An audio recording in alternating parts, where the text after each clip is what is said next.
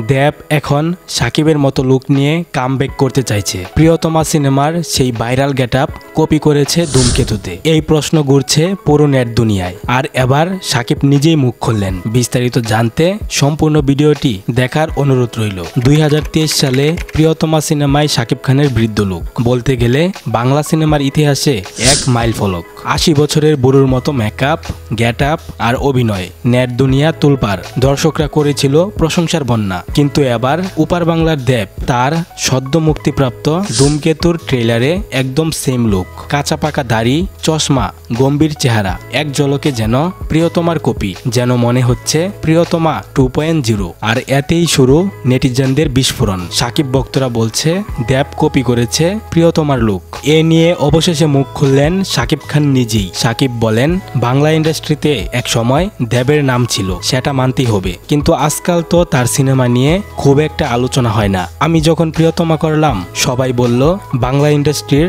Level change হচ্ছে। আর এখন সেই দেবই আমার স্টাইল কপি করে কামব্যাক করতে চাইছে। দর্শক সব বুঝে, তারা জানে কে আসল কে নকল। সাকিবের এই মন্তব্য রীতিমতো ভাইরাল এখন নেট দুনিয়ায়। আপনি কি মনে করেন, দেব কি সত্যিই কপি করলো সাকিবকে, নাকি এটা নিছক মিল? নিচে কমেন্ট করে জানান আপনার মতামত। আর এমন বাংলা ফিল্ম কন্টেন্ট পেতে চাইলে সাবস্ক্রাইব করে পাশেই থাকুন।